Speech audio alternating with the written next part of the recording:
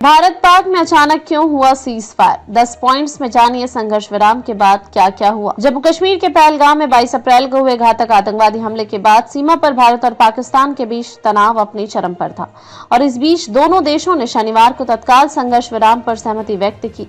अमेरिकी राष्ट्रपति Donald Trump ने ट्वीट कर बताया कि यह सफलता तब मिली जब 2 दिनों तक लगातार दोनों देशों के नेताओं से गहन बातचीत की गई। जम्मू कश्मीर के पहलगाम में 22 अप्रैल को हुए घातक आतंकवादी हमले के बाद सीमा पर भारत और पाकिस्तान के बीच तनाव अपनी चरम पर था और इस बीच दोनों देशों ने शनिवार को तत्काल संघर्ष विराम पर सहमति व्यक्त की। अमेरिकी राष्ट्रपति डोनाल्ड ट्रंप ने ट्वीट कर बताया कि यह सफलता तब मिली जब 2 दिनों तक लगातार दोनों देशों के नेताओं से गहन बातचीत की गई। भारत और पाकिस्तान के बीच तनाव तब शुरू हुआ था जब पहलगाम में आतंकियों ने 26 नागरिकों की हत्या कर दी थी। जवाबी कार्रवाई में भारत ने 7 मई को ऑपरेशन सिंदूर शुरू किया, जिसके तहत पाकिस्तान के कब्जे वाले कश्मीर पीओके में स्थित 9 आतंकी ठिकानों पर सटीक हमले किए गए। इसके बाद पाकिस्तान ने जम्मू कश्मीर, पंजाब, राजस्थान और गुजरात के इलाकों को निशाना बनाकर ड्रोन हमले किए थे। इन हमलों को भारतीय डिफेंस सिस्टम ने रोक दिया था, लेकिन इन हमलों की वजह से भारत और पाकिस्तान के बीच तनाव और भी ज्यादा बढ़ गया था। रूबियो ने टकराव के बजाय बातचीत को चुनने के लिए पीएम मोदी और पाकिस्तान की भी सराहना की। हालांकि संघर्ष विराम की घोषणा के कुछ घंटों के बाद ही श्रीनगर और सीमावर्ती क्षेत्रों में पाकिस्तान द्वारा उल्लंघन देखा गया। आइए जानते हैं सीज फायर के बाद क्या क्या हुआ। संघर्ष विराम समझौते के कुछ ही घंटों बाद जम्मू कश्मीर के मुख्यमंत्री उमर अब्दुल्ला ने संघर्ष विराम समझौते पर सवाल उठाए, क्योंकि शनिवार शाम श्रीनगर में जोरदार धमाकों की आवाजें गूंज उठी। अब्दुल्ला ने एक्स पर लिखा, संघर्ष विराम को आखिर क्या हो गया? श्रीनगर में धमाकों की आवाजें सुनी गई।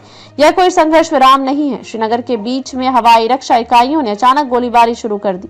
इससे पहले अमेरिका ने युद्ध विराम का श्रेय लिया था। CNN के अनुसार यह बताया गया था कि यह उपराष्ट्रपति JD वेंस ही थे, जिन्होंने अंततः प्रधानमंत्री मोदी को शुक्रवार को पूर्वी समय अनुसार दोपहर 12 बजे फोन करके आग्रह किया था कि वे भारत को पाकिस्तान से सीधे बात करने के लिए कहें, ताकि तनाव कम करने के लिए उपलब्ध विकल्पों पर विचार किया जा सके। CNN के अनुसार अधिकारियों ने कहा कि वेंस ने सबसे पहले खुफिया जानकारी ट्रंप को दी और फिर पीएम मोदी को फोन करके बताया कि अमेरिका का मानना है कि अगर सप्ताह के अंत तक में दोनों देश शांत नहीं हुए तो तनाव बढ़ने की बहुत अधिक संभावना है। शनिवार शाम को भारत के सीमावर्ती राज्यों में सायरन बजने लगे और धमाके गूंजने लगे, क्योंकि पाकिस्तान ने एक बार फिर भारतीय हवाई क्षेत्र में ड्रोन लॉन्च किए। श्रीनगर में जोरदार धमाके की खबर मिली, जबकि उधमपुर और जम्मू क्षेत्र के अन्य हिस्सों में हवाई हमले के सायरन बजने लगे।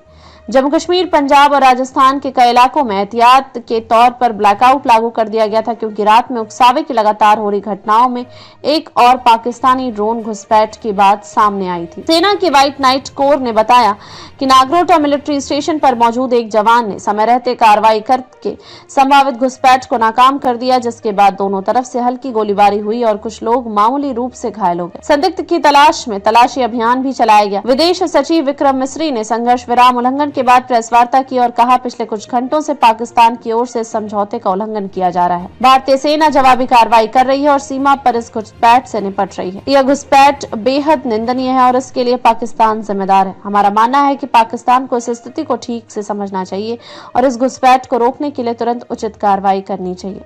चीनी विदेश मंत्री वांग यी ने भारतीय राष्ट्रीय सुरक्षा सलाहकार डोभाल से फोन पर बातचीत की। चीनी विदेश मंत्रालय के अनुसार डोभाल ने कहा कि पहलगाम आतंकवादी हमले में भारतीय लोगों को गंभीर क्षति हुई है और भारत को आतंकवाद विरोधी कार्रवाई करने की आवश्यकता है। युद्ध भारत का विकल्प नहीं है और ये किसी भी पक्ष के हित में नहीं है। भारत और पाकिस्तान युद्ध विराम के लिए प्रतिबद्ध हैं और जल्द से जल्द क्षेत्रीय शांति और स्थिरता बहाल करने की उम्मीद करते हैं। अशाच नवनवीन अपडेटसाठी बघत रहा भारत न्यूज 44, सत्याचा प्रकाश, बातम्यांचा विश्वास।